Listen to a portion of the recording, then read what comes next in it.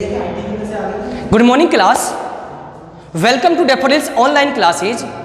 कैसे हो बच्चों आप लोग? आई होप यू आप लोग बहुत अच्छे हैं। आप लोगों की पढ़ाई लिखाई बहुत शानदार चल रही होगी और किसी भी तरीके से आपको स्टडी में कोई भी प्रॉब्लम्स नहीं आ रही होगी। स्टूडेंट्स, हम लोग चैप्टर्स को रनिंग कर रहे हैं और लगातार पढ़ते जा रहे हैं। चैप्टर्स भी अपने कंप्लीट होते जा रहे हैं। कई सारे चैप्टर्स हमने ऑनलाइन लेक्चर्स में आपको करा दिए हैं। आज हम चैप्टर नंबर 17 के नेक्स्ट टॉपिक पर आते हैं, पेज नंबर 305 एंड टॉपिक का नाम है forest and important natural resources. हालांकि उससे पहले एक पैराग्राफ आपका रह रहा है, पहले हम उसको कंप्लीट करते हैं, फिर इस टॉपिक के बारे में हम डिस्कस करेंगे। ओके स्टूडेंट्स, आइए। द फॉरेस्ट, आइए page number 305। Why do find on forest floor? The forest floor is often littered with a fallen decaying leaves, twigs, fruits and seeds. It is a dark colored and many sporophytic microorganisms like fungi and bacteria grow on dead and decaying matter.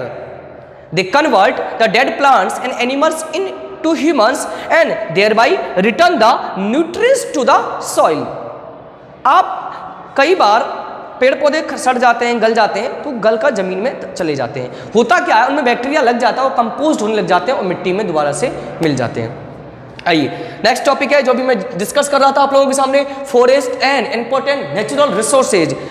जंगल एक हमारा महत्वपूर्ण प्राकृतिक संसाधन है और उसकी जिक्र करते हैं। Forest are an important natural resources. We are very fortunate to have a very large number of useful plants in the forest of our country. जंगल हमारे लिए एक धरोहर है, हमारी एक संपदा है जिनसे हमें कई सारी चीजें प्राप्त होती है। You may be surprised to know that about 1/5 of geographical area of country is covered by forest. हमारे जो भौगोलिक क्षेत्र है इंडिया का, इसका 1/5 पार्ट, 1/5 पार्ट जो पोर्शन है ना, चारों तरफ हमारे फॉरेस्ट ही फॉरेस्ट है। यानी बात करूं मैं, जैसे हमारी इंडिया है, एक लाइक दिस सपोज करिएगा, इसका मैं 5 पार्ट करूं मैं, तो 5th पार्ट जो होगा ना वो फॉरेस्ट का है। आप समझ लीजिए कितना एरिया कवर कर रहा है। Forest are thus an important component of our environments. Tree are dominant in forest, shrub and herb are also called present. They are useful to us in many ways. जंगलों से कई चीजें, हमें important चीजें प्राप्त होती है। In addition to plants, animals and micro organisms are present in forest. Forest have the property of regenerating themselves unless we destroy to cut them और अदर एक्टिविटीज। जंगल एक तो रीजनरेशन करते हैं, अपने आप ही पौधे उग जाते हैं जंगलों में, हमें अलग से उगाना नहीं पड़ता है। Let us perform activity 2 and 3 to understand about the useful plants and their products being used on daily life. हमारे दैनिक जीवन में कई सारे पौधे हैं, कई सारे पेड़ हैं जिनका उपयोग हम लोग करते हैं। तुलसी का पेड़ आपको एक्टिविटी 2 में दिया गया है, ध्यान है कितना फायदेमंद। हम उसको संस्कृति पूजते भी हैं, हम उसके पत्तों का उपयोग खांसी जुकाम हो जाती है दवाई के रूप में इस्तेमाल करते हैं।